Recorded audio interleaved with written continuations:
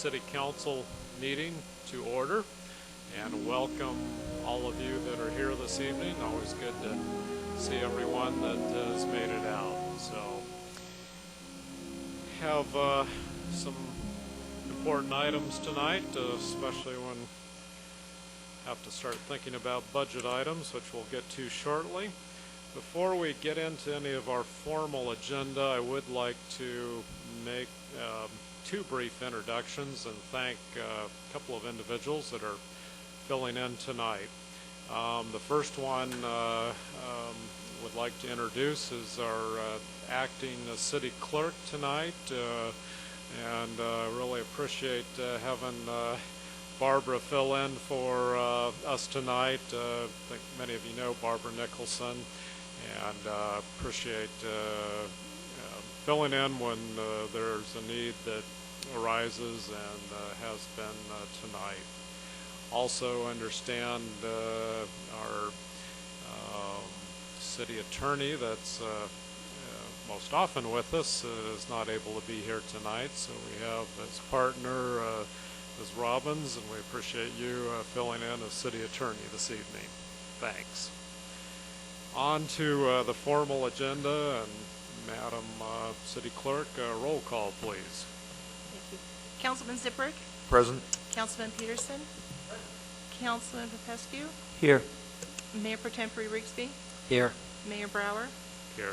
All present. Any items to be added or deleted? No, sir. We have our Pledge of Allegiance and invocation tonight by Councilman Peterson.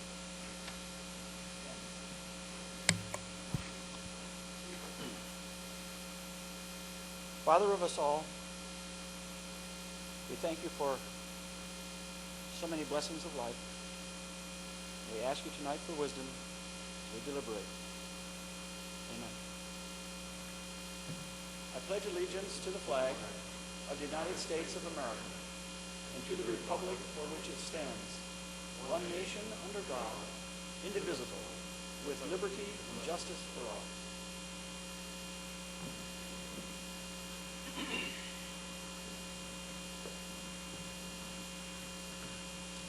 This brings us to the oral reports and public participation for any items that aren't on the agenda. Again, we can't take action on any item that's not on the agenda, but if there are issues that you feel should be brought to our attention, this is the opportunity. I have one slip from Mr. Dick Wiley, and please come forward. Don't have any specific topic listed on my slip, so microphone is yours. Give the usual, not to you, but to everyone. We'll try and keep every comment to about 3 minutes or less if we can. Thank you. Thank you, Mayor, Council. Two items tonight. One, I was reading just recently an article about a little insect that is around the area. I think they've got some of them collected in the Pomona area.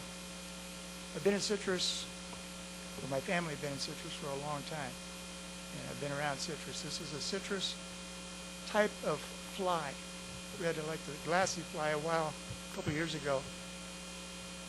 I'm going to try to find the article that I had spotted it in, and I'll bring it up here.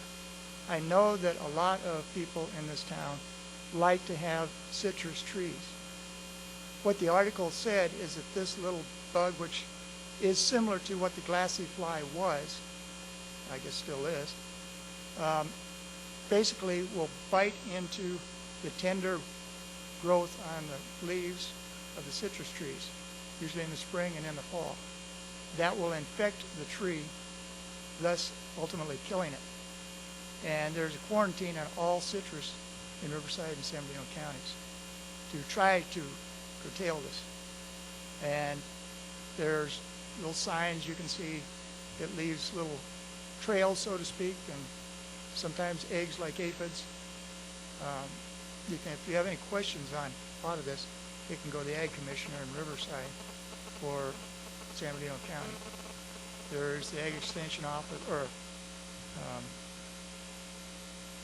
research lab over in Riverside, UCR. But people that aren't familiar with this, with citrus trees, what they are saying is that a lot of these homes that people have citrus trees, they may get into that and you don't know what it is. This will tend to spread. And if this is the last big area of citrus around this local area, Redlands Island still has some, Loma. This could devastate this whole citrus that's left.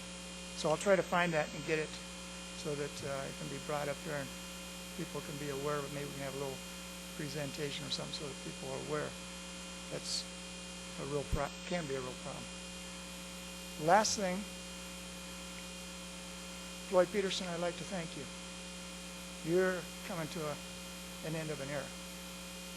Whether tonight's the last night or June will be, I don't know. But it's been a long time. And I know, this goes back, I've forgotten how many years now.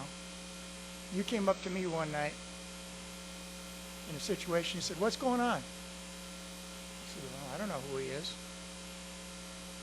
So I didn't say anything till I found out that you were on the city council.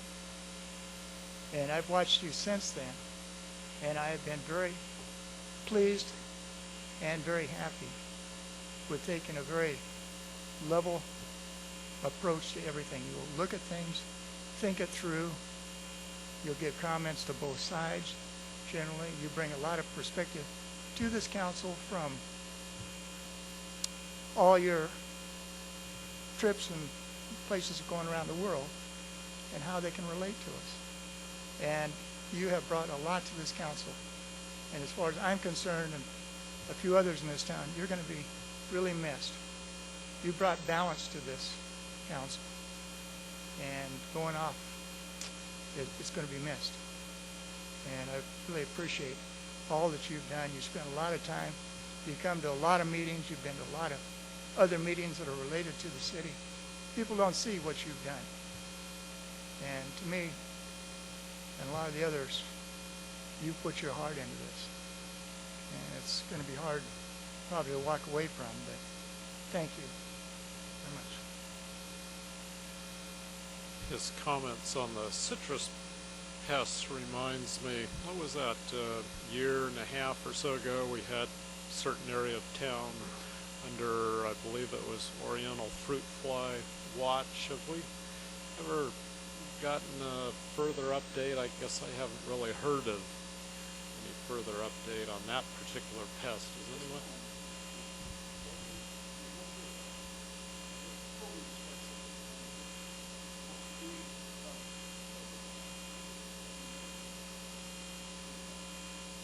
Seems like there's always new pests on the horizon, not only agricultural and plant-wise, but certainly in the medical field with new bugs that constantly evolve and worry us all. So anyway, thanks for the update, and we'll have bears watching. Any other one from the public on non-agenda items? Seeing none, we will move on. Conflict of interest we'll deal with as the item comes up and as necessary.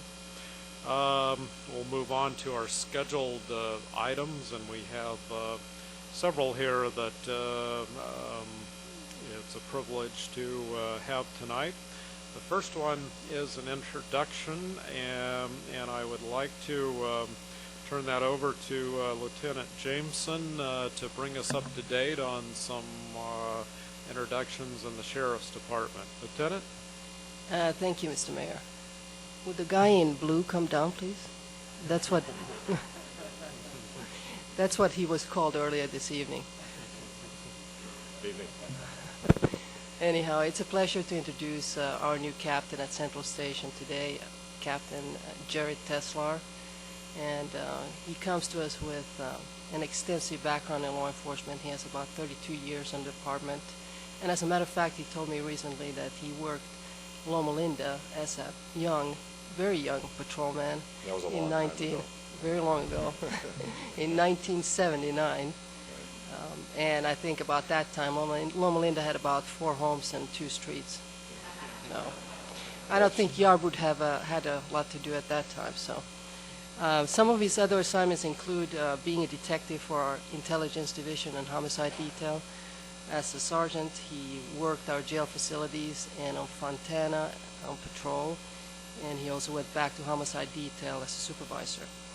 When he was promoted to lieutenant, he again went back into our jail facility, including West Valley Detention Center. He worked at Central Station, second in command of our operations for the county area and casino area. And again, he had a privilege to go back as lieutenant to Homicide Detail. He has now been a captain for about 2 years, and his first assignment was with Glen Helen Jail. On a personal note, he's married to his wife, Kari, who also is a 32-year member of the department, and she's a special assistant to the sheriff, and they live in Yucaipa. He also recently told me a story which I thought was very interesting and actually very moving about how he immigrated into USA from Holland in 1959 with his family.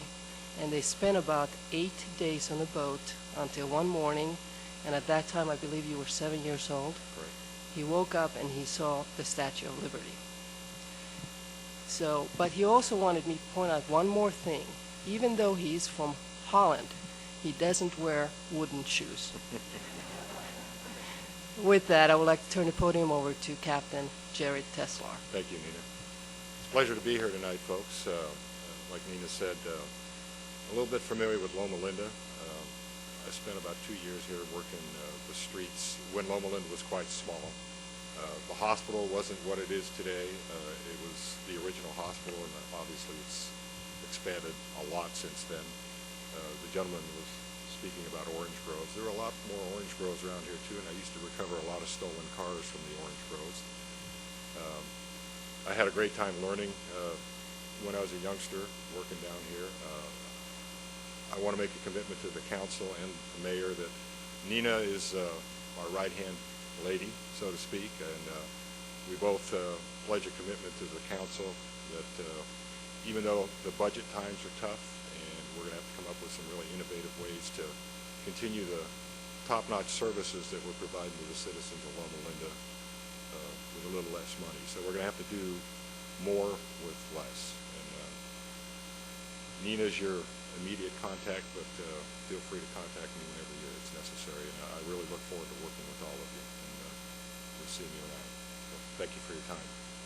Well, thank you and welcome. I don't know whether it's good or bad to hear some problems never changed. Stolen cars back in the orange groves and in your early years, and stolen cars maybe just in different locations now, huh? Yeah, they are. The next group of young men that you're going to meet are here to take care of those problems, though. Absolutely. As you'll see, you're getting a lot of bang for your buck. We got some real hard chargers work in the city. So Very good. it'd be a pleasure. Thank you. Yes, sir.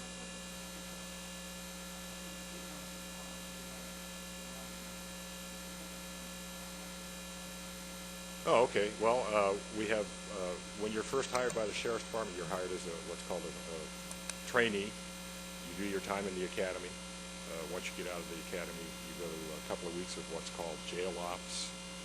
When you graduate from the academy, then you are a full sworn deputy sheriff. You're on probation for a year. Most people, when you get out of the academy, you end up going to the jail. That's usually the first assignment. And as Nina alluded to, every time you leave the jail and then you get promoted, you go back to the jail. So I'm not really looking forward to getting promoted ever again. So, because every time you do get promoted, you end up going into corrections, which a lot of people don't realize that is actually the #1 job at hand for the Sheriff's Department, is handling all the corrections facility. Deputy Sheriff, the next rank would be corporal or detective. It's kind of a twofold deal. If you're a corporal, you're assigned to work the streets. A guy wears 2 stripes, and you're working patrol.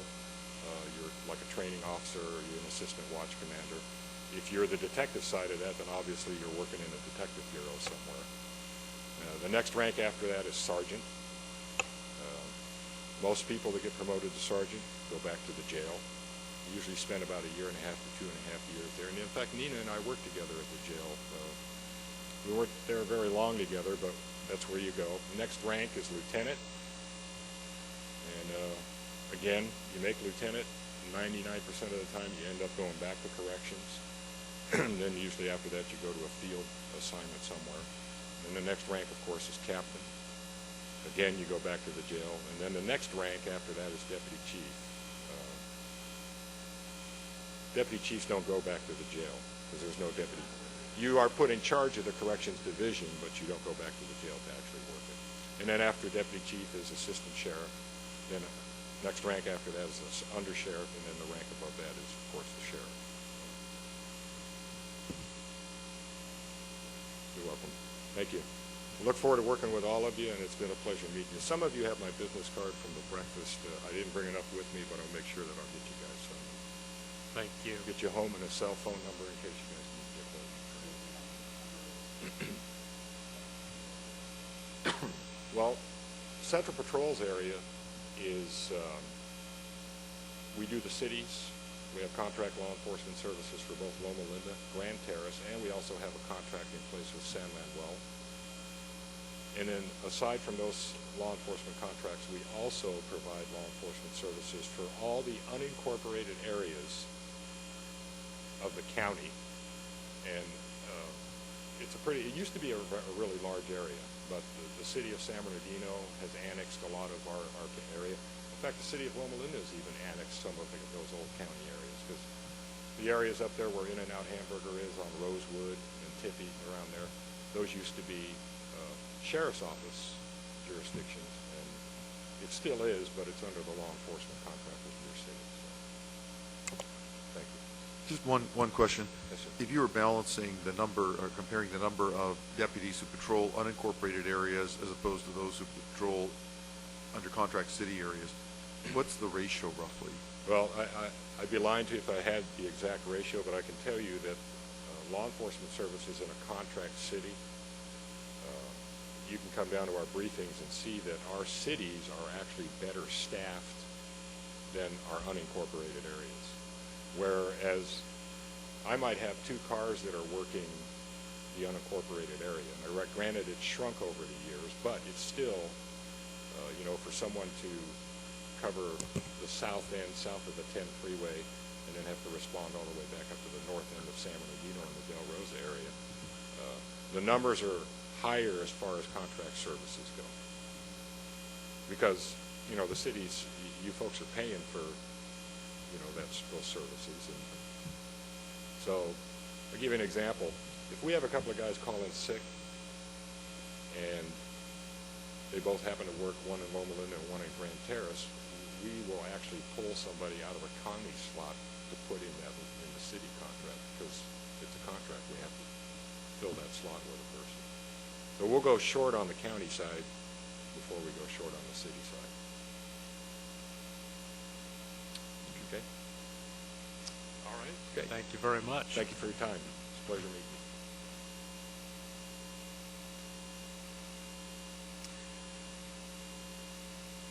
you. And as Captain Tesler indicated, our next item is directly related to our sheriff protection and some fine work that they recently were involved with. And even though there's many individuals that contribute, we want to recognize specifically 3 individuals tonight that played a very important part in solving some crime here in Loma Linda.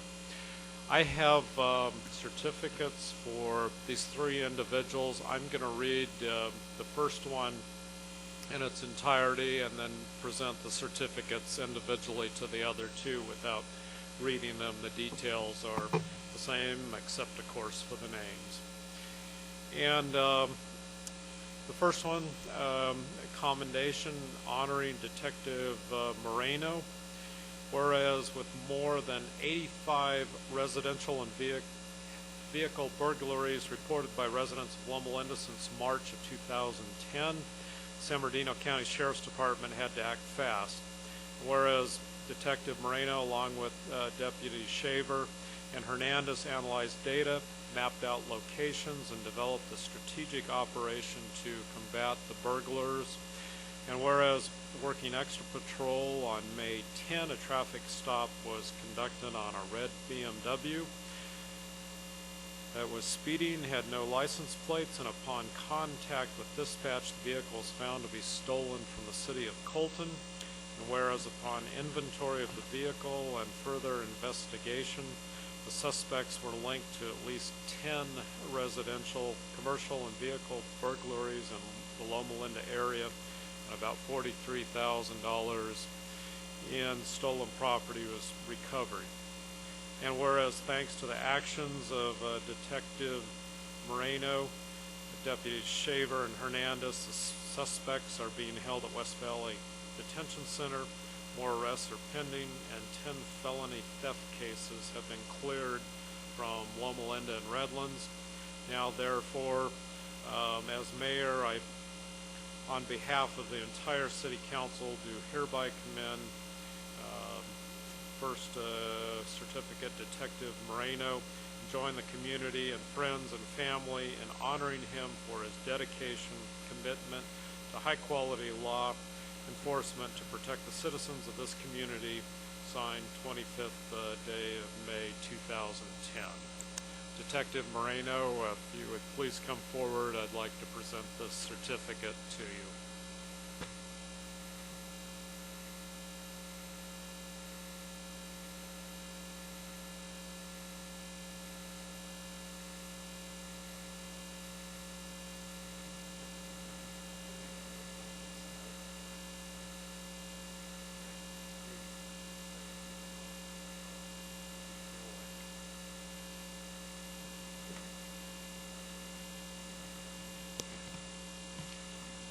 I just want to thank you very much for this. Really do appreciate it. And this was actually my first project with the city of Loma Linda, and I look forward to working for the city and any other projects to come. Thank you very much. Appreciate it. Thank you.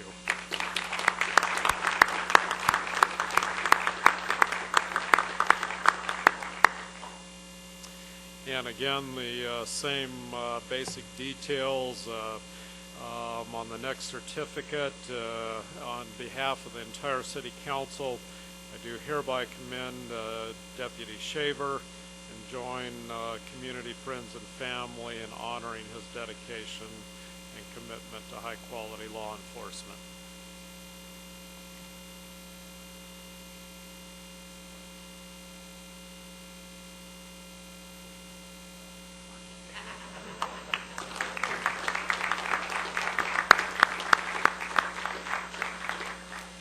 We need to learn from our sheriff's department not to make long speeches, but that's difficult for politicians, I guess. The last commendation is for Deputy Hernandez. Again, I won't read all the details, but same details as we mentioned on the other certificates, and the same great work in helping solve these burglaries.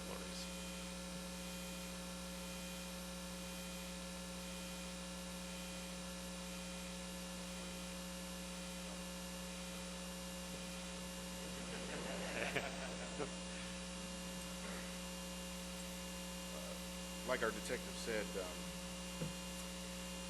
it's an honor to be before you guys and accepting this.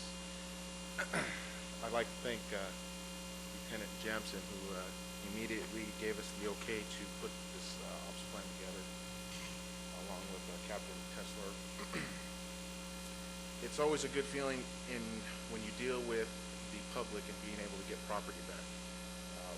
Me and my partner, Deputy Shaver, currently work on the MET team, which is a multi-enforcement team for Central Station. So we deal with a lot of crimes that I guess you can say don't always have the best endings to them. Obviously, in collecting people's property back, it's always a good feeling to be able to call somebody up and say, hey, we got your property, and being able to return it, and the gratitude and thanks from these victims of these crimes. It's just an honor to be able to serve Loma Linda along with the citizens of Loma Linda to the best of our ability.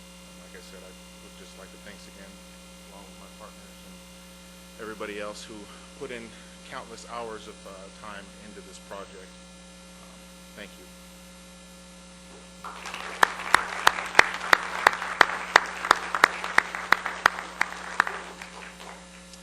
Thanks again to all, and specifically those individuals from the Sheriff's Department for their good work. The next item we have is a recognition and presentation to San Manuel Band of Mission Indians. The first part of this presentation, I would like to ask Chief Bender to present the details and so forth related to a very valuable piece of equipment that we want to thank them for their donation and contribution. Chief Bender. Thank you, Mr. Mayor. It's glad to be part of sharing some really exciting news with the community tonight. I'll just give a little background. As we've all sort of watched our town grow, and certainly the calls for service on our department, we've seen that expand, and always trying to be somewhat proactive in taking the right steps to meet those demands.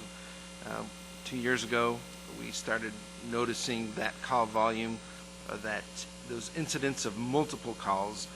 By that I mean where all our units are committed to different calls at the same time, the community starting to rise, to the point where we're virtually about an average of 2 times a day we are on multiple calls simultaneously. One of our concerns at that point was that we had advanced life capability, ALS capabilities on our engine and our medic squad, but our truck company was being dispatched as a single resource to multiple incidents, and we saw the time coming where we really needed to add ALS services and capability to that unit as well. We started again with some of the attrition we experienced with some retirements within the last couple of years, adding personnel that had paramedic certification, some individuals giving of their time to go through the training, but found ourselves in a situation where we have some people but lack some equipment to take that next step. Understanding that part of the culture of San Manuel Band of Mission Indians is to really support their community with important causes like this. Battalion Chief Jones made contact with them, engaged them in situation and the need for this equipment, and there have been some very positive discussions leading up to tonight. And Fire Chief for San Manuel and Mindy Silva from the Community Outreach Department have joined us tonight to share some exciting news for us. Chief?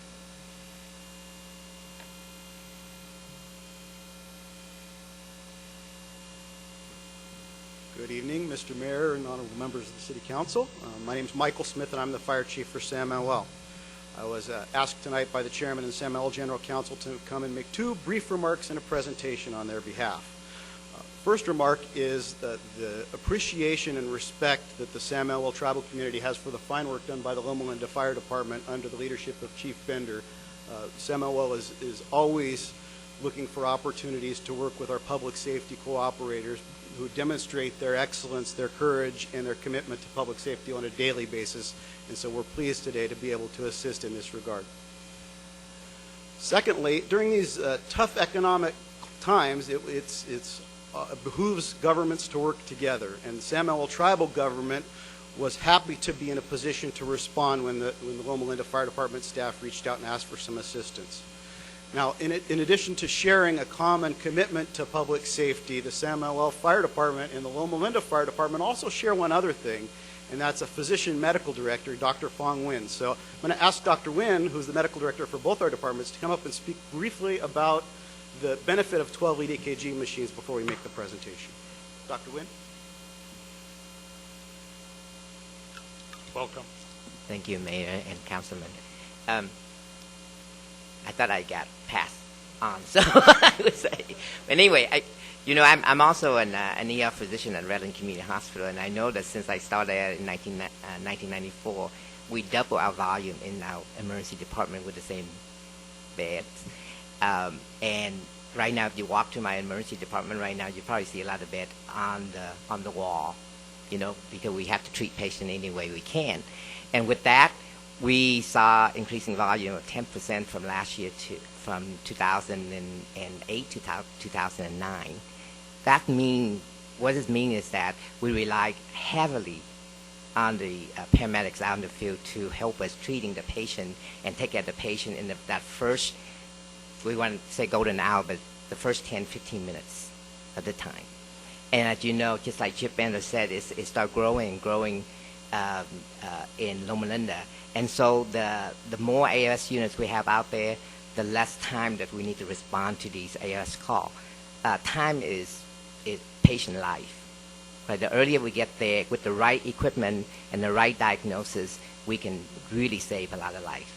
And so with that, I really appreciate the council and the mayor and Jeff Bender, Chief Bender, to be very proactive and taking care of that. And so I'm very happy to be both medical director of San Manuel and Loma Linda. They play so nice together, so that's very nice. Thank you. Thank you. Thanks, Dr. Nguyen. And based on that, it's my pleasure to present on behalf of the San Manuel Band of Mission Indians a check for $25,000 to continue to assist the Loma Linda Fire Department with meeting this goal of excellence in patient care.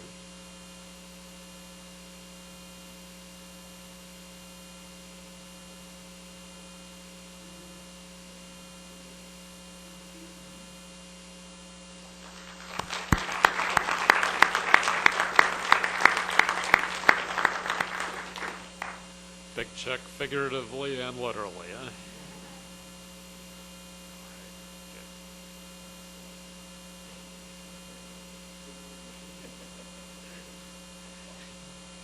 I also have on behalf of the City Council and acting as mayor, two certificates of appreciation I would also like to present. I'll read them both briefly and then present them to I believe that will be Mindy that will receive those, is my understanding, or anyone that would like to on behalf of San Manuel. The two certificates of appreciation, in appreciation of their contribution of $25,000 for the purchase of a 12-lead cardiac monitor, and in recognition of their behalf in caring for our community and commitment to social responsibility.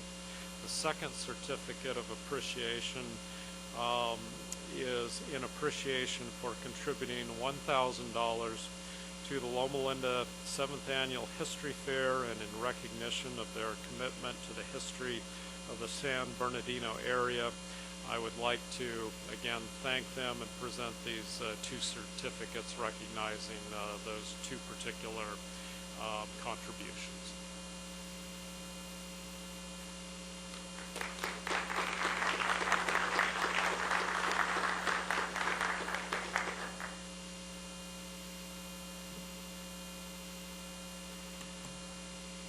I actually had occasion a few months ago to take my wife and go to the Ronnie Millsap concert over at San Manuel. I hadn't seen that facility since you added on a number of years ago, and I guess I shouldn't say such things in this community. I did contribute, I think, $10 in the slots on the way out.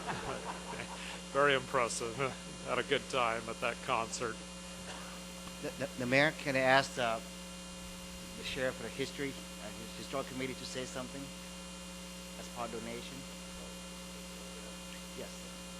Please, might as well have Jim come up. That's great. I'll talk a little bit more later, sure. But concerning the donation from San Manuel, we wanted to do something that reflected the entire history of the valley and not just the European side or the side from settlers onward, and it would not have been possible without the grant from San Manuel. So we appreciate their guidance and participation in the History Fair as well.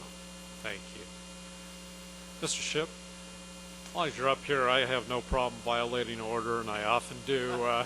Might as well just stay up here, and let's, if there's no objections, Sorry, we'll Phil.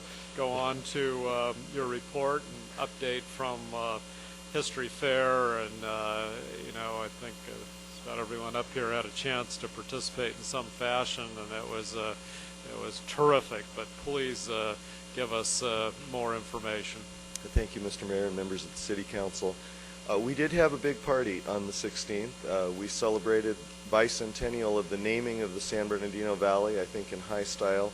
And the History Fair has been a small event for the last 6 years, and on the 7th year we tripled it in scope and I think attendance as well, taking over the Senior Citizen Center fully for a luncheon. We fed about 140 people at our luncheon and entertained them with some historic American, Scottish, and Irish folk music, and a good lunch provided by local caterers and restaurants. And we reached out as far as we could and made sure all the food provided came from the city of Loma Linda and businesses within our community. And then historical lectures for a little over an hour, talking about the history of this valley from prehistoric times to the present. And then we moved into the fire department, taking over the implement bay for the second year in a row with an amazing number of displays of local history, and then on to the Heritage Park, where we took that over as well. And that was an excellent opportunity for people to see a Native American village setting of the Southern California variety, and also a pioneer encampment. And there are way too many people to thank tonight, or the council will be in session until way late. But I do have to ask some of the people who were involved, certainly the board and the staff of the Senior Center for making us so welcome there for the luncheon, and for Chief Bender and the fire department for making us welcome from early morning until the close of the fair at 5, with moving their equipment out and letting us have that beautiful implement bay for our displays. And then to our city manager, Jarb, and his staff for making the Heritage Park, which is still not open, but it was finished enough that we could put on what we needed to do that day in that very historic site. And several of city council members were there for a plaque unveiling. We were able to provide something to replace the Wachama plaque, which has been gone for about 2 years, and to remind the community that Mission Road is old San Bernardino, and it was the original community. It was the site of the first mission station, first mission ranch in the valley. And I'm just so delighted that we had the financial support of the City Council of San Manuel and Loma Linda University, the market, help from a number of people in the community, and a great turnout. I think we did an excellent job and did something special that was respected and supported by local historical societies. They were thankful for what we did and that we included everyone who wanted to come, and it was just a very special event. I think it was probably the high point of my experience as chairman of the Historical Commission. And so I've got to thank the members of the Historical Commission for a year-long effort in planning it, and Deb Woldruff and her department for supporting us, and also for the Loma Linda Parks and Historical Society, who paid the bills and collected the money and did most of the actual physical labor involved. And I'm just glad it's over now. Can rest for a while, for another couple of 100 years. I've said I'm not available to chair the next bicentennial of the tetra or quadricentennial, but we'll have to get a new chairman by that time. I guess that's true for just Anyway, about any of us, right? And thank you to members of the council for coming and supporting us through the day. It was great to have you there, and a lot of constituents there, a chance to meet and talk to people who have a shared interest in our history. Well, I just can't thank you enough on behalf of the community, the city council, and staff. You know, I don't know anyone that could have pulled off the program and had the organization to put all the pieces together. I'll admit, when I heard you were having a historic event, I thought, yeah, it's going to be interesting. I hope, you know, a few dozen people come. But there were hundreds of people, in my estimation, that were there, all kinds of activities, as was mentioned, from the lectures to the fire station to the park. I was really impressed. Not only just a couple of things that hit me is the diverse history that this area has, all the way back from Native Americans on through the Spanish period, the Mexican land grants, then the Bear Flag Republic, and now the more modern history, and just all the different layers that you have, and then the religious history I think is important in this kind of community, and was pointed out the influence of the Padres and the early missions, and then the Latter-day Saints, and then some of the Jewish members in the community, and of course the Adventist community that's large here, as well as many others, but those were specifically highlighted, and it's just fun and exciting, and helps remind us what a unique place that we live in, and thanks so much for bringing that to light for us. Thank you. Mr. Mayor, I think Yes. one of the reasons that a three-location fair was able to function the way it did was we actually had a shuttle that took people from the Civic Center over to the park, and that was thanks to Loma Linda. Yes, medical center, Yes. medical services. Very That good. made it very convenient, so we didn't have a parking jam over at the park. Thank them and everyone else for There are their literally participation. hundreds of people to thank for the event, and they all deserve praise. Jim generously thanks so many people, but you got to take the biggest thank. I mean, this was incredible. Pulling it off. Thank you. Thanks so much. All right, we will return to schedule item number 4. We haven't forgot you, Phil, so please give us some update on activities, including a city map that I understand is being worked on right now. Yes, I wanted to come in and just get you an update on the city map. We've been out of the city map for the first time since we been printing the city map for many years. We've been giving out the 2007 map and the 2008 map. I was a bit worried that we were going to get down to this map. This map is one of the first maps that was given out by the Chamber of Commerce. It does not have a date on it, but some of the advertisers in it was Stanley Nelson Plumbing, Wheeler's Photography.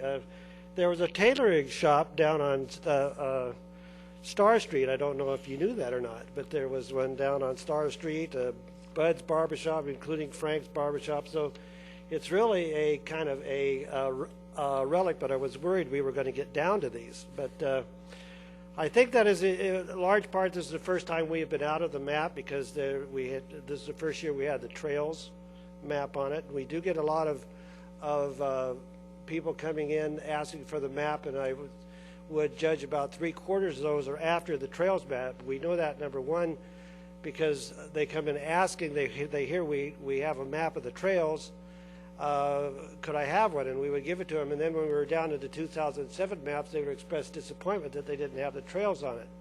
So we are working hard on getting the new map out. It's usually out in July. We're trying to get the last 3 advertisements sold so we can get out early, so we can get this back into the people's hands that want it. But on a more personal note, when I became the CEO of the Chamber, a lot of people would come in and ask for different things about the city. They would ask about where to eat, where to stay, where to get their dry cleaning done, to where to get, and about where they can have recreation. And so I started thinking, well, if I'm going to tell them what restaurant to go to, I want to get them to a Loma Linda restaurant. And by the way, Ovi, I commend you that after most council meetings you mentioned about dining and shopping in Loma Linda, which is very important. But I just decided I would go and dine at every restaurant in Loma Linda, even ones that cuisines that I'm not exactly fond of, because I'm no food critic. But I wanted to be able to tell them and have them dine in Loma Linda and be able to give them an educated report on that. So I got to thinking, as people were, in the last few weeks, I got to thinking, as people were coming in asking about the trails and ask, well, what's up there? And I'd say, I don't know, but I hear it's good. So I decided to go up there. So I asked Jim Walling to take me up there, and he said, yeah, we have a group of people that go out very, very early on Saturday morning. So I and my executive assistant, Stephanie Maye, went up there as a rooster crows, and went up there with these folks, and they took me on the novice trail, or as I would probably call it, the geezer trail, and of course I qualify for that. So the trails were very well defined. They are what Jarb and his folks have done in putting the signposts up to designate each trail is quite nice, and that probably added to the need for people to have the trails map, because it gives them what trails what and where it goes, and so on and so forth. And we got up to the top of the trail, and as the sun's coming up, you can see the valley, and it was very nice. So I think the city of Loma, this council and other councils have, I thank them for developing those trails. I think I don't know of any other city that in the local area that has something like that for their residents and visitors. And I would hope as time goes on, maybe a few benches along the way and maybe some place to picnic up there might be nice. And I'm sure you could get some Rotary clubs or Kiwanis clubs or Lions clubs to donate towards that. The chamber would be happy to help you with that project and getting donation maybe from some of our members for some of those things. But I think you've got something great up there, and we will try to get the map out as soon as we can, so we continue to get that in the hands of our visitors and our citizens here in the city. So thank you for your time. That sounds like a great problem to be running out of maps.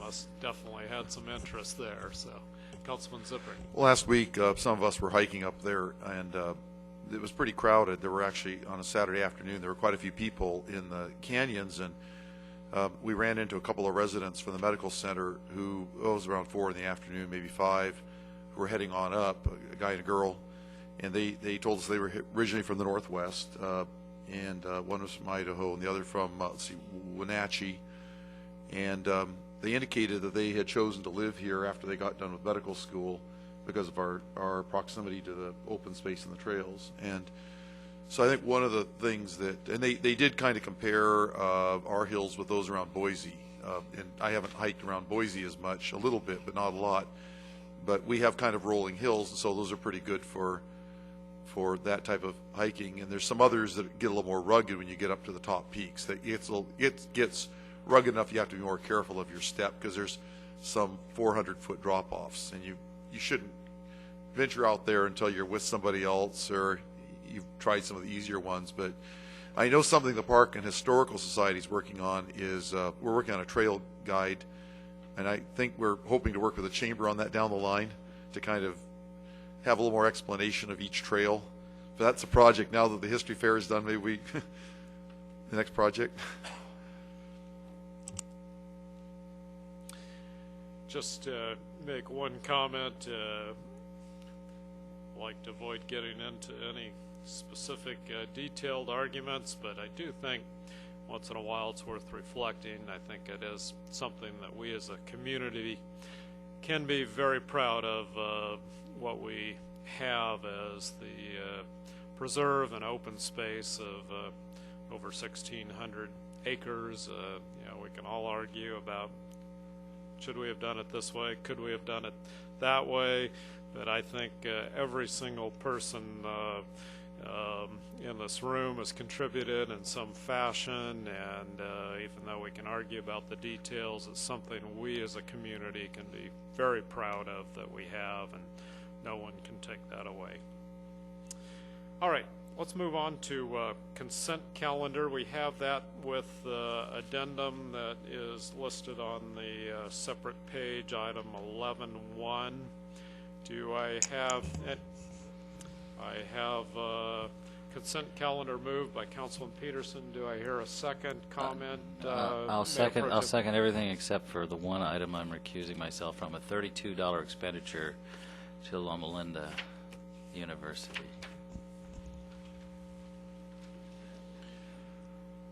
I'll move. Second.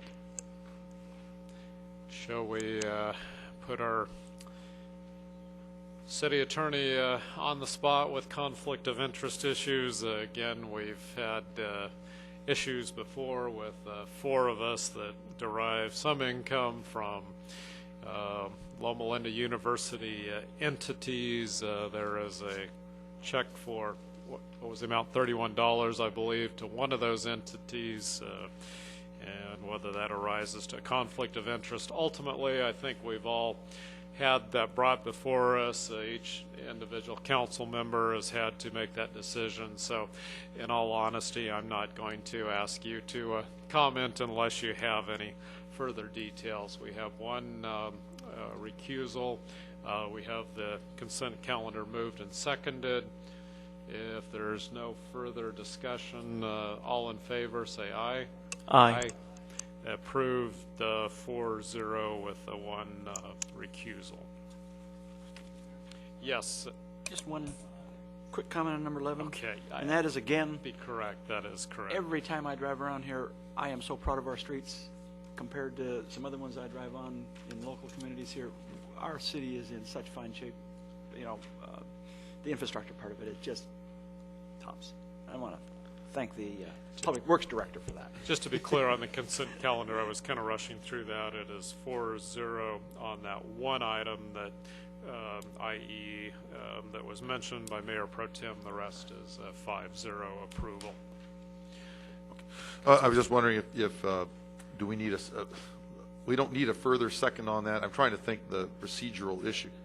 You seconded the part that, the whole thing? Okay, that's fine. Okay, no problem. My understanding. Sorry, didn't make that clear. All right, anything else as far as comments on the consent calendar? On to old business. We talked about this at our last council meeting. Meetings for June and July. I'll kick it off. I had potential absence the next meeting, or I should say the last scheduled meeting date in June. I think we've all agreed the first meeting date in June, since that's election day, we will not have a regularly scheduled city council meeting. Any thoughts on the scheduled meeting day, which would be the 4th Tuesday of the month, whether we would want to move that to any other time, keep it, etc. Which day you said you couldn't be there? That 4th Tuesday of the month, I in was June. potentially going to be out of town in June, but if that's the best date for everyone else, so be it. Only other suggestion I had was the 3rd Tuesday in June, but I don't believe that worked for one of the other council members, I understand. So based on that, it would be probably preferable to keep our previous schedule unless there's a consensus for any other date.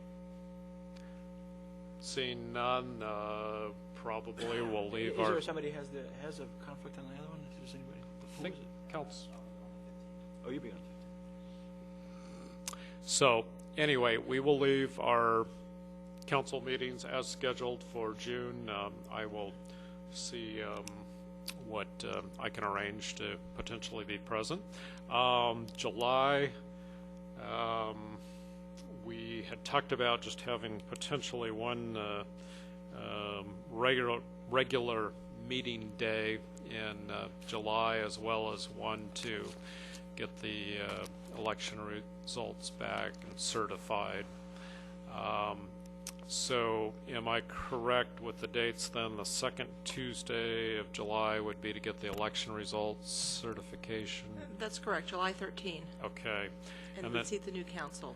and then have our regular scheduled meeting the fourth Tuesday of the month? Correct, the 27th. Okay. So, everyone clear with that? Basically, we'll have meetings the second and fourth Tuesday in July. All righty, we will leave it at that, and obviously if anything comes up or changes, we will deal with that as it occurs. On to new business, and this is kind of the main new item of the night, and certainly a very important one for us as a city and redevelopment agency. And this involves a meeting to discuss our budget and finances, and I would like to ask the RDA chairman to call the RDA to session to deal with the budget items jointly, if that's permissible. The redevelopment agency is called to order, and I transfer the gavel to the mayor for the remainder of the discussion. I will lead in that discussion until it comes time for specific RDA bills, and then we'll approve those under the entities that are appropriate. With that as a background, City Manager and Finance Director, please present information related to our budget. Thank you, Mr. Mayor. I would like our Finance Director, Diana DeAncy, to present our 2010-2011 fiscal year budget. Thank you. Thank you. Thank you, Mayor, council members. We have previously met with the Budget Committee to study the proposed budget by the staff members and department heads, and we've gone through several renditions of it. We're initially looking at a deficit. The city manager went back and looked at the budget and went through and did some additional cuts, and we now have a balanced budget to present to you. So as usual, the general fund is our key operating fund. We'll be presenting that and showing you the revenues, expenditures. We'll also go over the whole the city as a whole, and then we'll talk about the RDA. And this is just to show you the beginning fund balance for the general fund. It gives a comparison for the current operating budget and the proposed operating budget. And again, this is just the snapshot of our fund balance at the start of the year. So at the start of this year, we started with $5.1 million in available fund balance. We have a rainy day fund of $2.5 million, and we had an equipment replacement fund of $250,000. When we adopted the budget, as one of the recommendations by the Budget Committee, it was to shift $2 million, one into the rainy day fund and one into the equipment replacement fund this fiscal year. So you'll see those numbers reflected at the proposed beginning fund balance for the next year. So we're proposing to end this year at $7.8 million, and then next year we'll have our available fund balance of $2.8 million, our rainy day fund balance of $3.5 million, which is 25% of our proposed budget. So that's a good reserve to have. And then we still have an additional $1.25 million in our equipment replacement, and that leaves us with a total fund balance of $7.6 million, which is equivalent to 55% of our general fund expenditures. So this kind of shows, it gives you the comparison of the current operating budget to the proposed, and it gives you starting fund balance, our proposed revenues and expenditures, and our ending fund balance. So as you can see, our comparison of ending fund balance from this year to next year is an $11,000 addition to our fund balance. So after the city manager went through and made his cuts, we are in a balanced budget with a proposed surplus of $11,000. This highlights the top 7 revenues and then gives you the total revenues proposed for the year. As you can see, sales tax is one of our key. It makes up almost 23% of our total revenues for the year. We have refuse of 1.9 million, overhead of 1.8, the motor vehicle in lieu that we get through the state for the registration fees of 1.6, property tax of 1.1. We have franchise of 916,000, and lease income, which has grown. We added the 2 new cell towers, so that increased our lease income for the proposed fiscal year. So we have a total of, 13.8 million, which is very similar to what we have this year proposed. These are our expenditures by categories. As you can see, we have administration, which is pretty close. We actually, the change from one year to the next is a reduction of 3%. The general government, it's also a reduction of 9%. We have police services, which is an increase of 5%. Community development, a decrease of 21%. Fire department, a decrease of 3%. Then public works, a decrease of 1%. So we actually have a 13.8 million expenditure plan for the coming year. So again, this is a summary of our proposed general fund budget. Again, we start with 7.6 million. We have revenues and resources of 13.8 million. We have expenditures of 13.8 million, and we end up again with 7.6 million with a positive addition to fund balance of 11,000. This is the city as a whole, which includes the general fund, our enterprise funds, our capital funds, our grant funds. So it includes all other special revenue funds combined. So this gives us a comparison from one year to the next, and as you can see, we will be ending pretty close to where we started this fiscal year. So we have been very conservative in trying to balance all funds and postpone projects as needed to save resources and hopefully fund bigger projects when the economy turns around.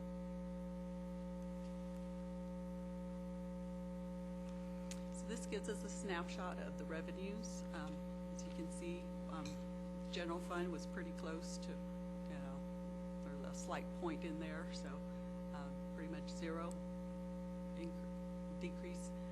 We have our sewer fund, which is a slight increase of 4%. We have a sewer rate that's proposed for the coming year. We have our Loma Linda Connected Communities, which is an increase of 3% due to some commercial enterprises coming online. The water fund, which is a reduction of 3%. A lot of the water fund, we have been working with Lockheed on providing us with some mitigation for contamination of the groundwater. So we've been getting reimbursements for our expenditures, which are part of the revenue, and as those reimbursements are coming down, you could see the revenue is slight reduction. Then our capital funds, you'll see a big reduction in those. This year we had the development fees come in for the proposed 120 unit apartment complex from the redevelopment agency. Next year, we still don't know if the proposed project is going to come through, but with the help of community development, these were the fees that we kind of project for next year for the capital funds. And then other funds, we have grant reimbursements and just special revenue funds that we get from the state as far as funding sources. That's So down considerably, isn't it? yes, the big one was the Mountain View Bridge reimbursement, and then some of the highway funding grant reimbursements, the EPA grant that's coming to a closure. So those are big dollars there. But overall, the total city revenue is down by 10%.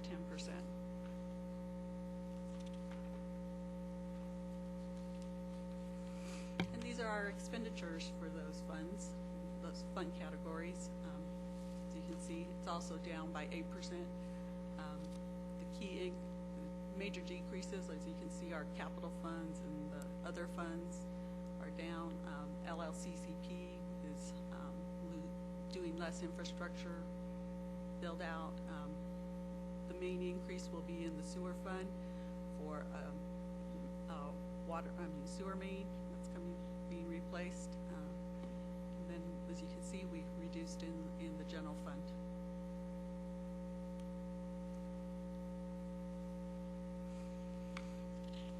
So here's the summary of the overall picture of the city. We started with 21.9 million.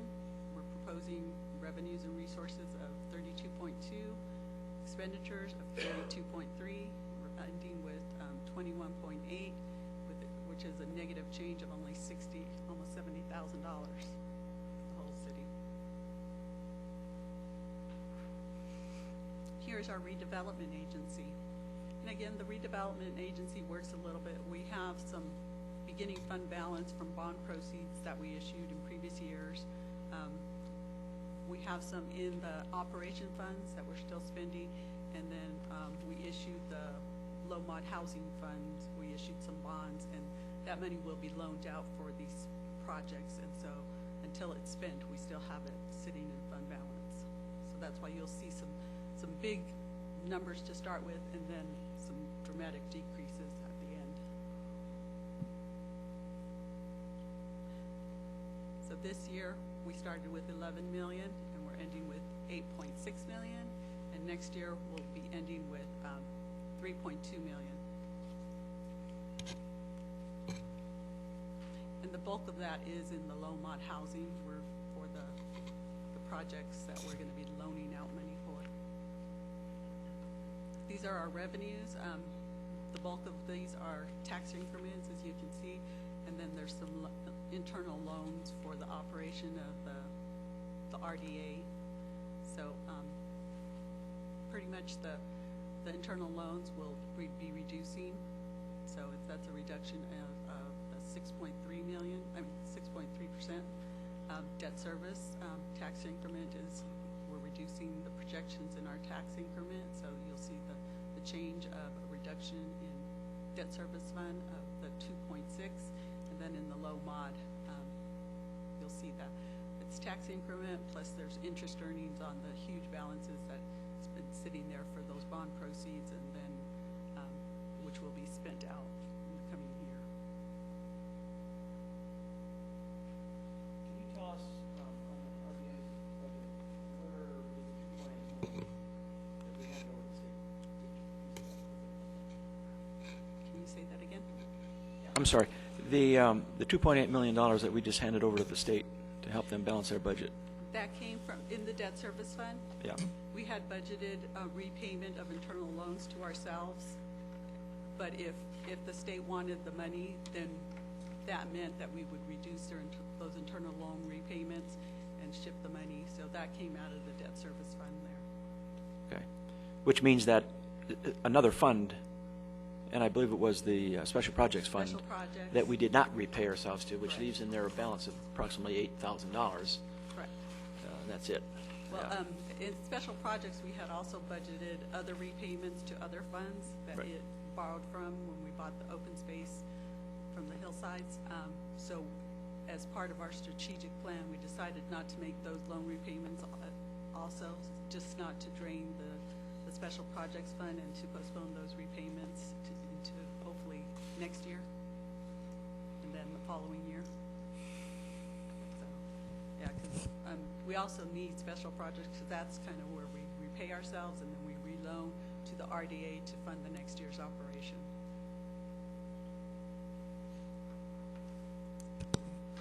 So as you can see, revenues are down by 4.6%. As far as expenditures, we are in the operations. We went through and did some reductions. There's also a reduction in the operations of the 3.32%. Debt service also is down 10%, and then we have the increase in the Loma fund, which are some projects that are proposed for next year. So that's up by 10%.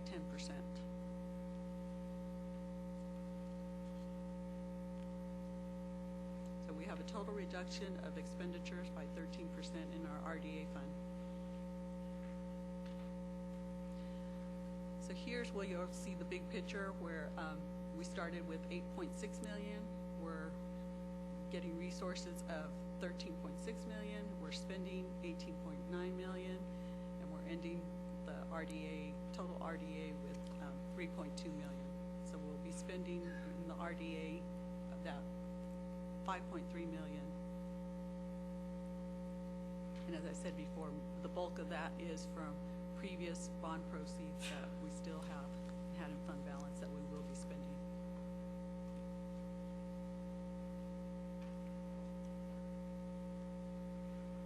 In conclusion, in light of the ongoing economic downturn, staff has been very conservative with revenue projections. We've been extremely cautious with our expenditures.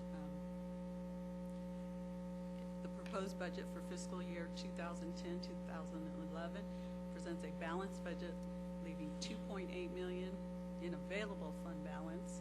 We have a 3.5 million in our rainy day reserve and the 1.25 million in our equipment replacement reserve.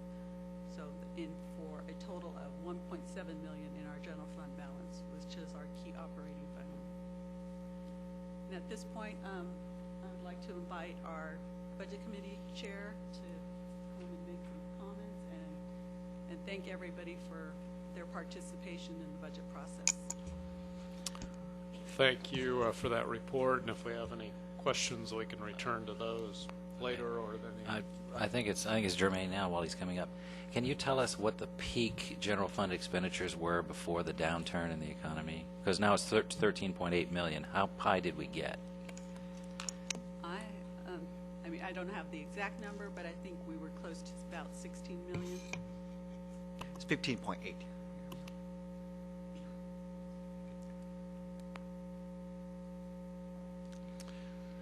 Mr. Gablant. Thank you, City Council. I'd like to thank for a great job this year on working on the budget.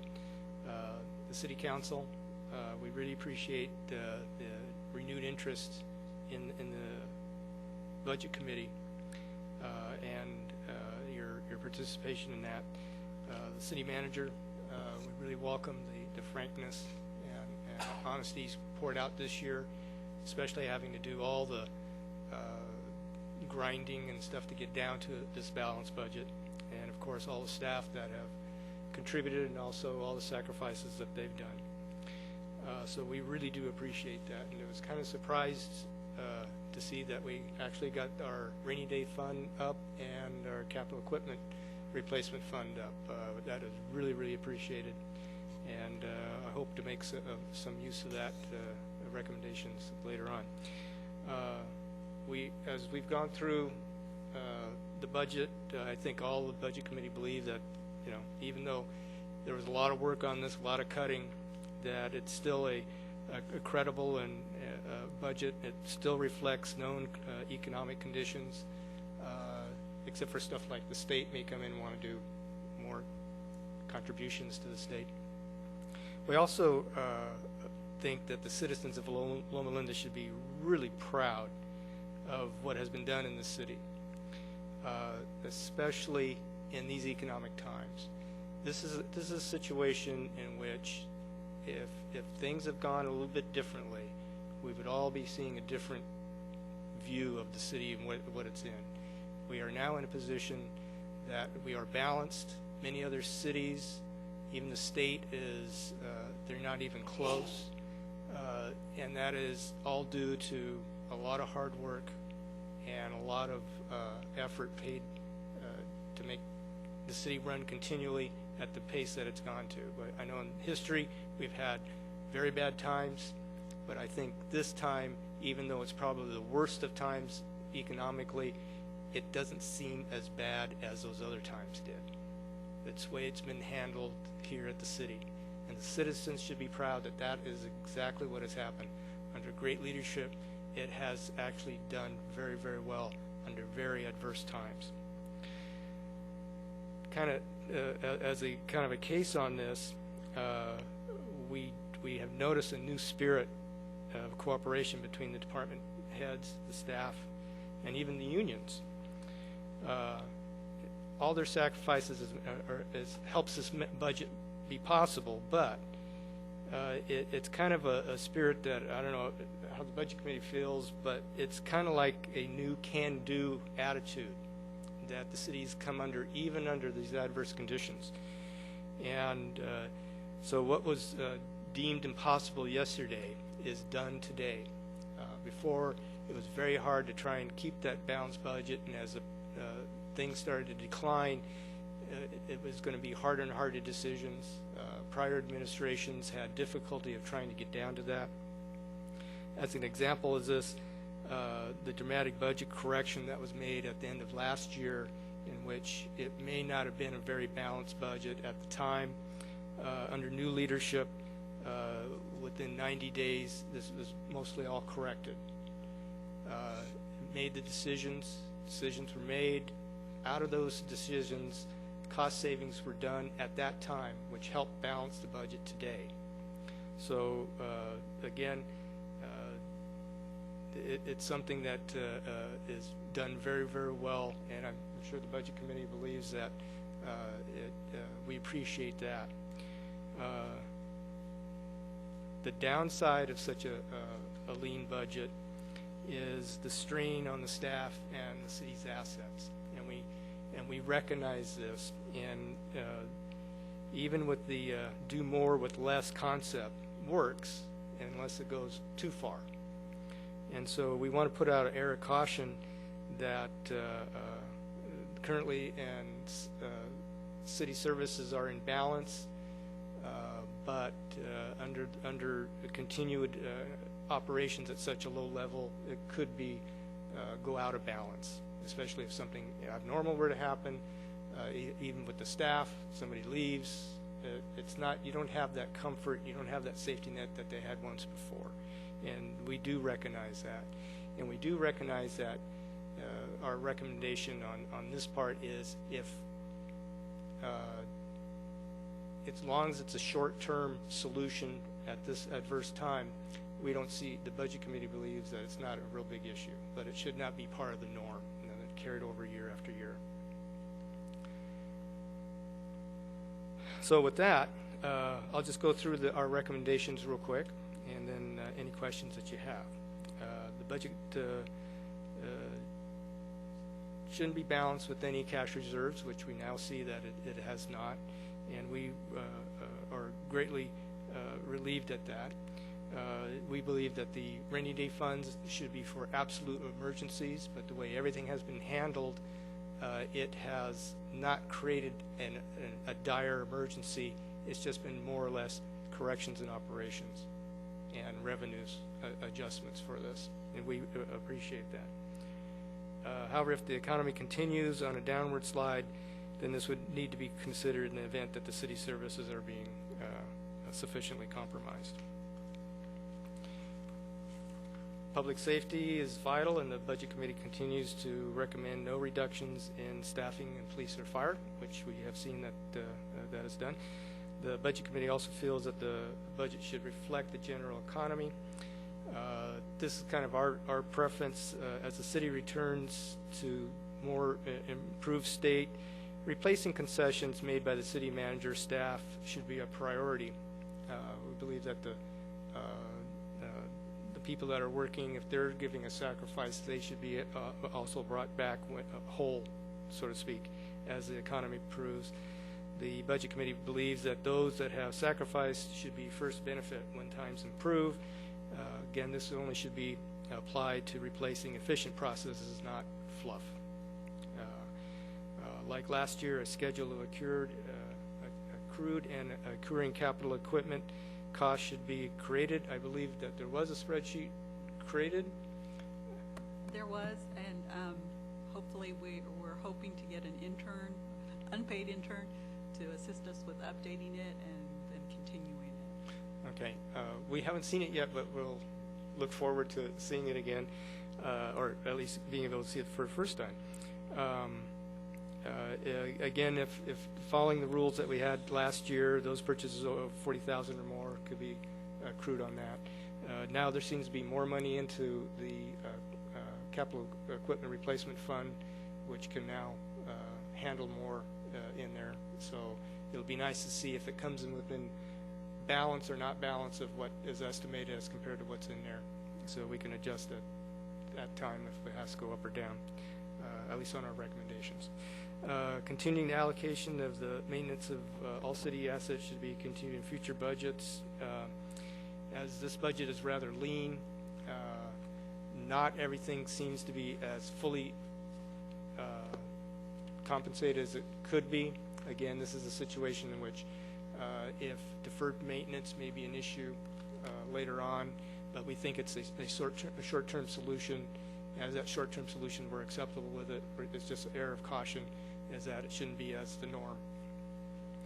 And like last year, the Budget Committee believes that the general economic downturn creates an opportunity for Loma Linda to develop its tax base, and we still are recommending continued effort on any economic development that we can do to try and bring in more businesses into the city, and also even creating a continuing committee to try and do that.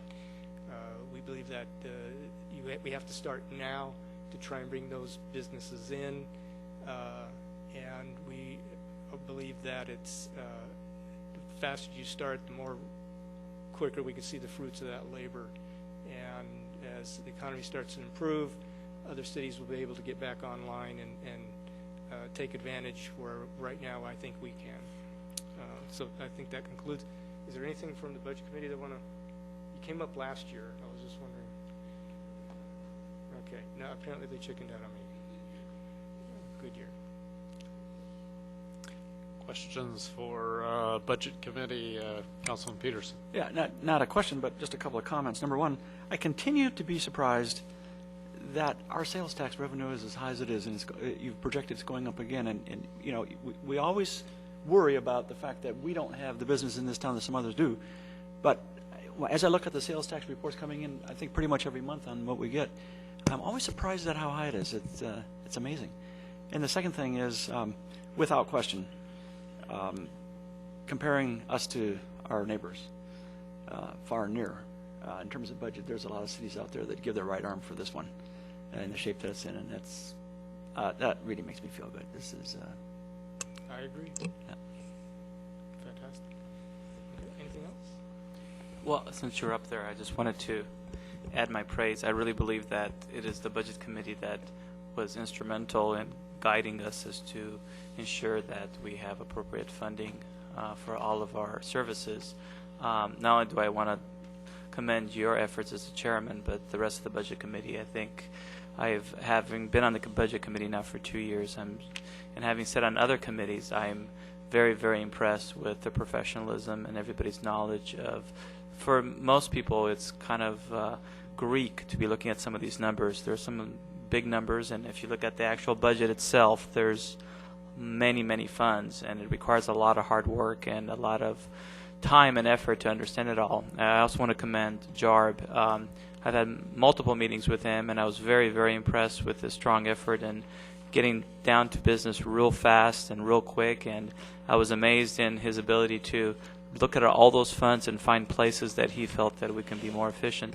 Another person that I think is worthy of praise is Dr. Rigsby. When I got on the Budget Committee, I realized that I was going to need some help in understanding the whole process, and I asked that he join us to be on the Budget Committee, and I think that his leadership in this is very important, and if there's one person that needs to be praised for a lot of some of these numbers is because of his ability to understand and guide and listen to the direction from the budget committee and then follow through and talking to our city staff and everybody being on the same page. But sometimes it requires someone who can understand things better than the rest of us and actually communicate in an effective way, and he's by far one of the best communicators I have met. Once again, I'm going to echo the sentiments of most of the other council members. We do have an amazing budget given the present situation, the fact that we went from top of almost $16 million down to 13, and yet still were able to have a surplus last year of excess of, I believe, 300,000, if not more, which was just amazing. And a lot of that had to do with just learning to live within our means. And I'm very, very proud of our staff. Everybody's made some incredible sacrifices.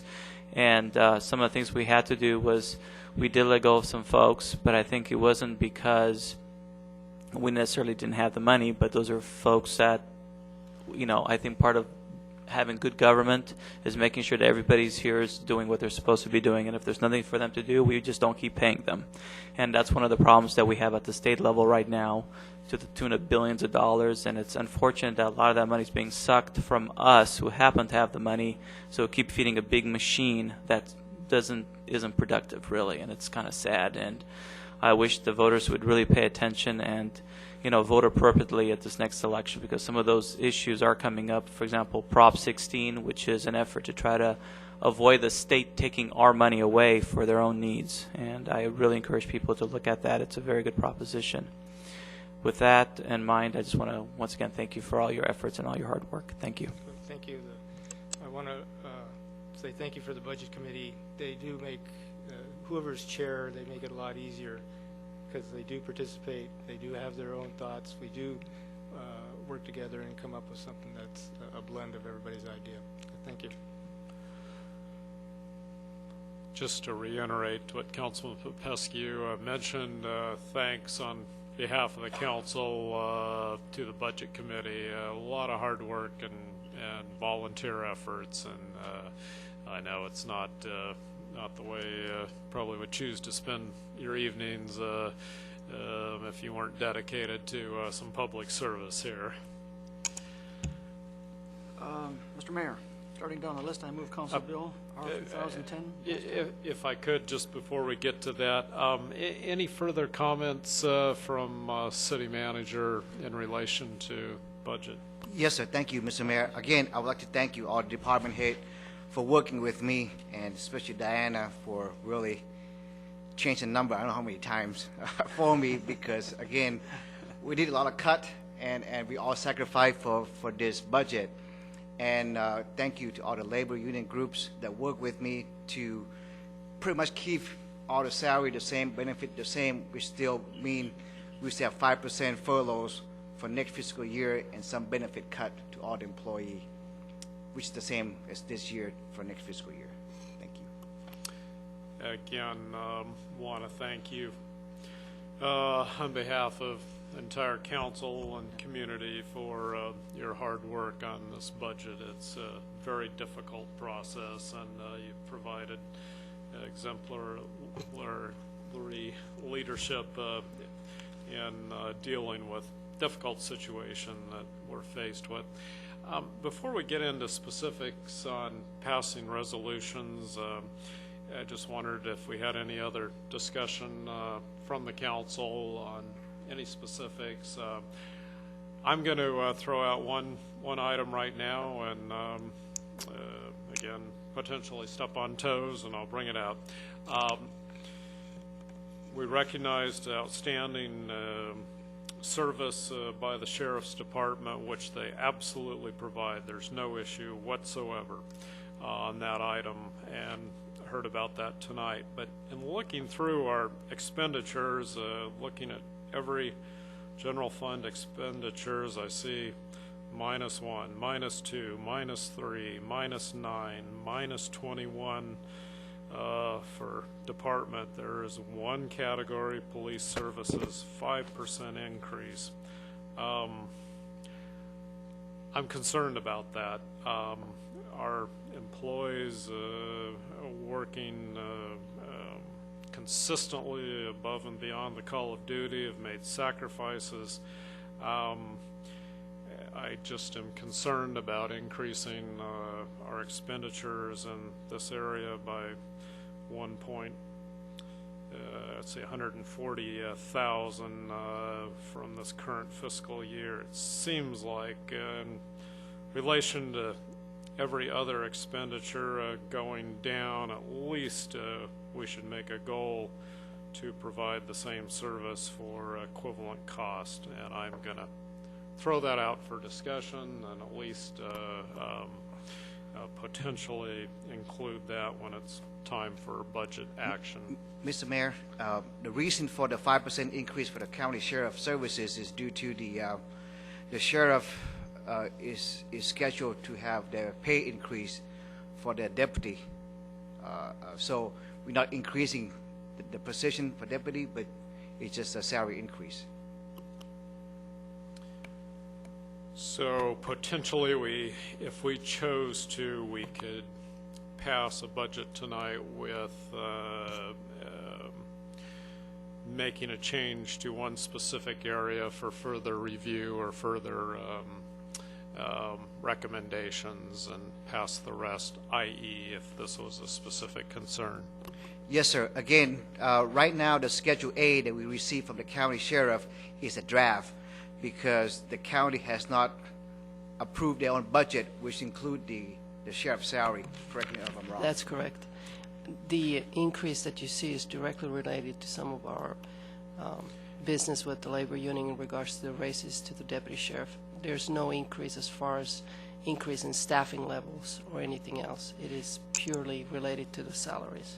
It's, I know, a tough process. There are many rules with meet and confer, and I'm not going to wade into any specifics other than if it is appropriate from all concerned that I might present a target figure for expenditures that would be equal to our current budget and leave the rest of the details for further discussions and potential bringbacks. So I am throwing that item out for discussion. Any other specifics, Mayor Pro Tem? Well, just a question of our police chief. Roughly what percentage of the contract goes to salaries? Just roughly 50%? Do you have the Schedule L with you? Because I don't have it here.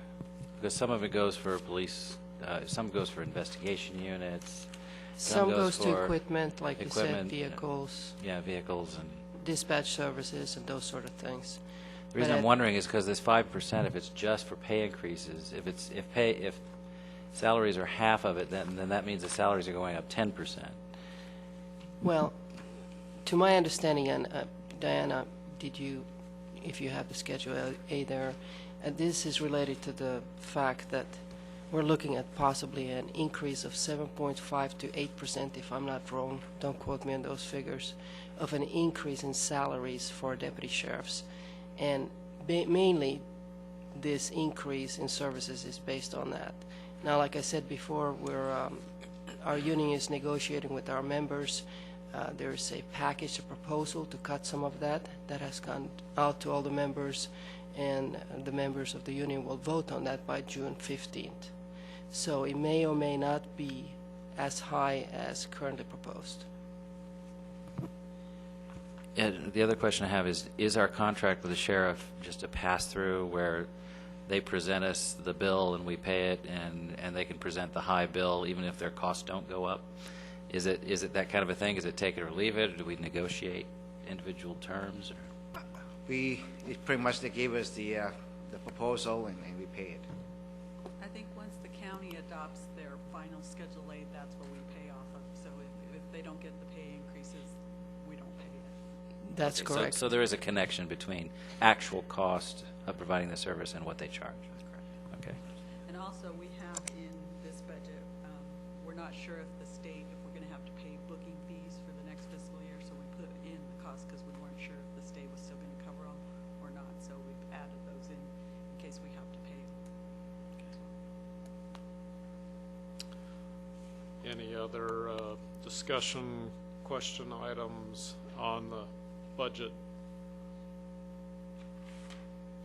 If not, item, I think it would be appropriate then to move into some of the specific actions, and I believe Councilman Peterson, in the interest of efficiency, was trying to move us along here. So I'll second Floyd's motion. C was the first one there, Council Bill R 2010-. the only question I would have is just simply procedural-wise, and ask our city attorney and manager. My intent was, again, to enact a budget with the same expenditures for sheriff. I understand some of the pass-through, some of the negotiations that are still ongoing. Have any suggestions as to how, if I would choose to suggest an expenditure at last year's level, what point in the budget shall I save it for item K? It's item O. There's the schedule K. on K. Oh, okay. And then there's, so anyway, I was planning on introducing that on item K, and then the rest of them as is, and may Yes, go sir. down to Yes. flaming defeat as always possible, but at least where we know where to start. All right. So anyway, we have moved and seconded Council Bill R-2010-10. Any further discussion? Seeing none, all in favor, say aye. Aye. Aye. Aye. Move Council Bill R 2010-11. Second. That's been moved and seconded, -11. Any further discussion, comments? If not, all in favor say aye. Aye. Any opposed? None opposed. I will turn the next item over to the RDA chairman. CRA Bill 2010-6. Okay. Is there a second? Second. Okay. Is there any discussion? Is there any opposition? Hearing none, it's approved. Council Bill R 2010-12. Second. Been moved and seconded, -12. Any further discussion? All in favor say aye. Aye. Any opposed? Hearing none, it's approved. RDA? Okay. CRA Bill 2010-07. Move. Second. Any discussion? Is there any opposition? Hearing none, it's approved. Council Bill 10-13. Second. Move it. Second. Moved and seconded. Any discussion? Hearing none, all in favor say aye. Aye. Any opposed? It carries unanimously. Then we have, haven't really discussed this in detail, but we do have a handout as far as 5-year capital improvement program. This is the same as the one I presented last city council. Okay, so no changes from the previous presentation. And was that our last meeting or the one before that? It was last. Last meeting. So I think hopefully answered those questions. Unless there's any other changes or comments, we will ask for formal approval of that with a motion and second. Second. Moved and seconded. Any opposition to 5-year capital improvement program? Hearing none, that's approved unanimously. The COPS grant expenditure plan. Move it. Second. Moved and seconded. Any discussion? If not, all in favor say aye. Aye. Yeah, it's approved unanimously. Item K is we referred to the schedule with the Sheriff's Department.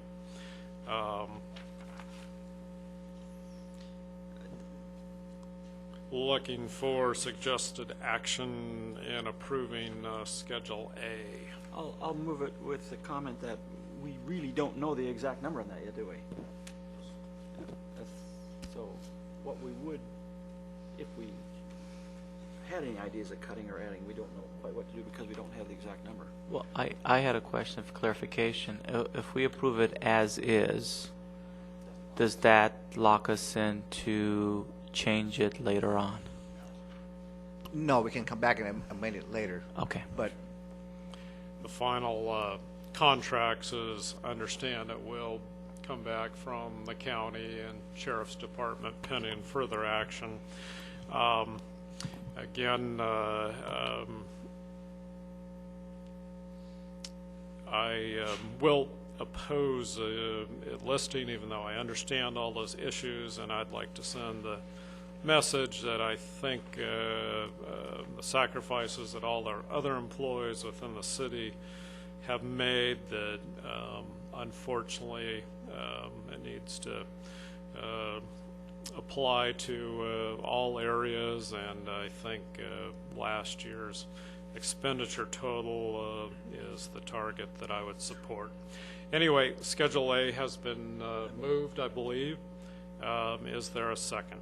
Second. Moved and seconded. All in favor, say aye. Aye. Aye. Opposed? No. One opposed. Item L, investment policy. Move it. Second. I had a question on that. Is that the same as we had last year? It looks the same to me. I just wanted to make sure that we're not taking additional risks by investing in the stock market. No, it's correct. It's okay. the same as last year. Thank you.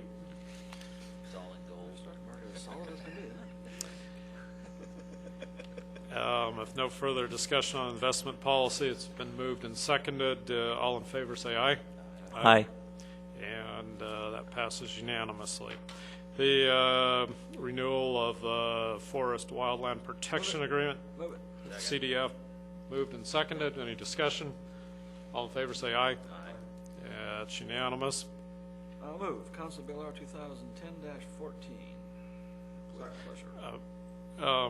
We can do them out of order. Sure, whatever. Yeah, we've done that already tonight, so be it. Moved and seconded, -14. Any further discussion? All in favor, say aye. Aye. Did we miss it? And, We missed N. and I'm sorry. that passes unanimously. We'll turn things back to RDA. I'm sorry. Yeah. I'll we're- move item N, the agency determination. Second. Okay. Is there any discussion? Any opposition? Hearing none, it's passed. Okay, I'll do CRA Bill 2010-8. I'll second it. Okay, any discussion? Is there any opposition? Hearing none, that's passed as well. Stan, you got to be happy about this. You're the one that's been always most insistent in getting a budget on time, and you got it, and hey. I think this is, I was going to comment, I think this is by far the earliest we've ever adopted a budget. And, it just can't help but contrast to the state on many levels. We don't have a constitutional mandate that we pass a budget bill, but it's just good, prudent planning to work through the process and have the best estimation of our budget in place before the fiscal year commences. And majority of the years I've been on council, that hasn't acted. So I want to again commend JARB and staff for making that happen and making it happen in the earliest possible fashion. Yes, things will change, but at least we have a framework of what direction to go. So, Mr. Mayor, we just have to be absolutely. cautious on only one thing. If we sound too happy, the state will think we have too much and come for it. No, on the other hand, I was going to add the difference between the state. We recognize we have serious challenges, and we've made some serious reductions in expenditures, and employees and staff have really had a cooperative spirit and made sacrifices and worked harder. And why can't someone at the state use some common sense and do some things that are similar to what we have done on a city level? Again, our go ahead, please, Mr. City Manager. Thank you, Mr. Mayor. Again, this is my first official budget as a city manager, and I would like to thank you, all the budget committee, for working with me. And like I mentioned at the budget committee meeting, I'm still having fun, so we're in good shape. And just to point out, all was not roses, as pointed out very, I think, clearly by our budget committee chairman. It's running a tough budget. We can't stay here forever, but making the responsible decisions and maintaining reserves. The other entities deplete all their reserves, and I have no idea how they plan to react if they have a major disaster from an earthquake to whatever. And I am very pleased that we are not taking that approach and just hoping that nothing happens. That's no way to act prudently, to hope. So anyway, those are my comments. Any other comments from council or staff related to the budget? If not, thanks again, everyone. This takes us to reports of councilmen. I just wanted, it's almost budget related, but not really.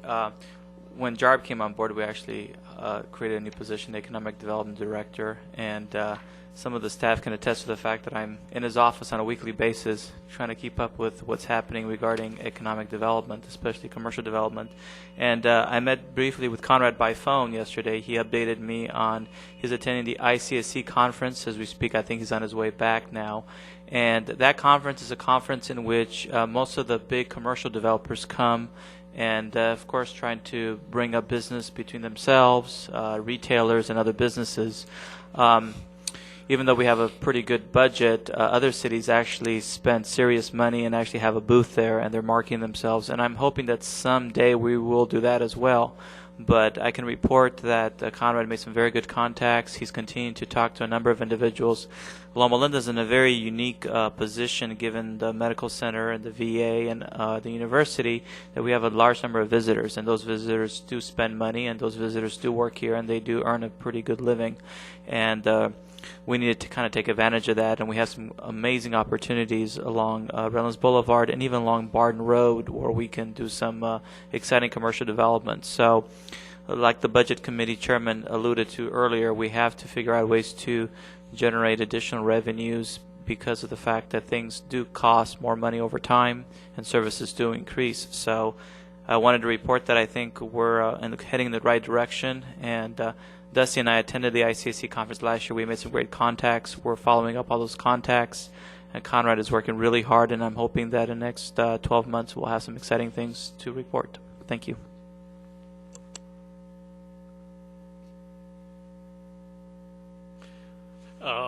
Couple of comments that I have. I had the privilege of being in Yosemite the last couple of days, hiking Yosemite Falls yesterday, and getting a little snow on me. In fact, there's a winter storm warning for any of the elevations above 6,000 feet tomorrow. But I glanced at paper, and they had in the dispensers there at the lodge, and one was the Fresno Bee, and they had 10 questions that they posed for all the city council candidates in the upcoming election. They all were unwarned and all good-naturedly responded, and there was less than 70% correct response with many of them. So found that interesting. Haven't seen that happen here. The one other remark that I would like to make, I heard from a number of sources and different ways of putting it, but how the city hasn't accomplished much, or has not performed as well as it should the last couple of years. I just got to point out a few things. As we heard in our budget discussions tonight, I think we've really done well and worked hard in relation to what the economic climate is here in California. In addition, just a few quick accomplishments. Just in the last 6 weeks, we had a formal opening of a RDA project, 44 units of affordable housing that not only removed a major litigation source that we have been sued over in the past, it cleaned up blight, provided needed housing, and as was mentioned, additional units that are currently under construction and senior affordable housing that we're in the process of working on. I think that's a big accomplishment. Won't go into the finances anymore, other than to remind everyone last year and this year we've targeted preserving public safety. We've opened another fire station in the last year or so with improved emergency response time. That's a big accomplishment. General plan, we've been struggling with this for years and years, finally bringing that to a close, much needed work and reduction of expenditures. Infrastructure and streets, don't need to tell anybody about all the paving projects that have come to completion. What a great accomplishment that is. The recent event last Sunday at the historic park, and some of the moving that locomotive, getting the buildings, getting that park into shape, just been accomplished in the last year. And finally, in relation to I-10 and Tippecanoe, Anderson, at our last council meeting, we approved some agreements that actually do potentially pave the way, we think, with all the timelines for construction 2012. That's less than 2 years away. So I just have to respond to a few of those comments that I hear in the community. Thank you. And with regard to that project, it's now back on track after losing its way for a number of years. There was a consultant who was working on that project and basically sat on their hands for multiple years. And with the help of the Sandbag staff, we identified that, put a new consultant on it. All of those environmental impact reports are in the hopper, and they're proceeding very soon, going to be acquiring right-of-way and making the project go forward. So that's an exciting progress for our town. Agreed. All right, reports of staff. None there. I do believe our city council meeting is adjourned. Okay, back to the RDA. Do we have any items to be added or deleted? No, sir. Are there any reports from the public on items not on the agenda? Seeing none, we'll move to our minutes of May 11. Okay. Second. Okay, any discussion, any opposition? I just wanted to point out that Dr. Rigsby wasn't here because he was a movie star last week. He taped a number of shows for the Hope Channel, and that's why he wasn't here. But we are able to proceed without his presence. And I'm thankful that I can come here without wearing 2 inches of pancake makeup on my face. So thank you for putting up with me this way. Oh, it took a lot. They would have used even more for you. They have shine control. So, yeah. Okay, so we've already discussed the meeting schedule, so we are adjourned. Thank you.